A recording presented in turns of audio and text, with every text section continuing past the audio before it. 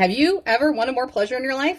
You've come to the right spice. Hey, it's Rachel. I've been an intimacy coach for 10 years, which has inspired me to do this extended series where we're talking about ways to incorporate pleasure into your everyday life for yourself, but also to partner in a relationship if you're interested. In this month, we're doing content, so no products needed in terms of intimacy building. And what I want to talk today about is love languages.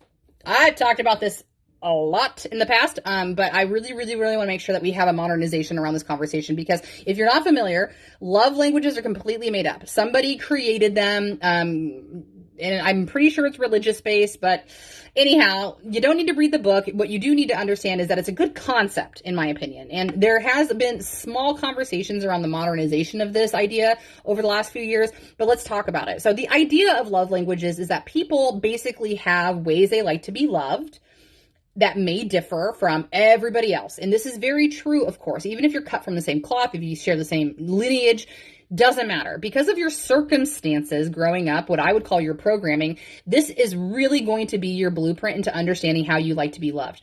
Okay, now typically, again, in the cliche version of love languages, we talk about physical touch, quality time, words of affirmation, gift giving, and I don't even remember the fifth one. I can't believe I'm drawing a blank on that. That's crazy, Rach. But here's the thing. Again, it's not limited to these five, number one, but most importantly, it's too easy. It's too easy to say Rachel's a gift giver. I am a gift giver, but only in certain circumstances to certain types of people and to certain amounts of my love, right? So when it comes to understanding your love language, all it really dissects down to is understanding your blueprint, right? You might not like physical touch because you feel unsafe and you had a lot of trauma in your past, but you might feel absolutely in love with one particular person's trust. And that so far has been rewarded vulnerability that you have been rewarded with to now feel safe with that particular person's physical touch.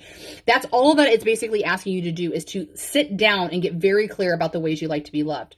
And in addition to that, that would help for you to understand ways that you do not like to be loved that are actually detrimental to the way that you like to be loved or hinder the way that you might grow in a relationship. As a gift giver, it might be an insult for me to give to somebody else because they might envelop that idea that I don't think they could take care of themselves because I just bought them this thing. Okay, I know it's a silly example, but it's just one idea.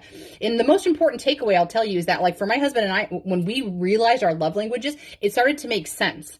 It was like he had been speaking Chinese all this time and I was speaking German. It was like we loved one another, but we couldn't recognize or understand it because we'd been speaking to each other in completely different languages. So when you understand your partner's love language, you can start to speak to them in that manner so they can then feel validated, seen, and heard, and vice versa, the same for you. So I very much encourage for you to do this. If you have questions about it, just slide into the DMs and let me know. But I got to go because we're at the 3-minute mark. But I love you very much. I'll see you tomorrow. Bye-bye.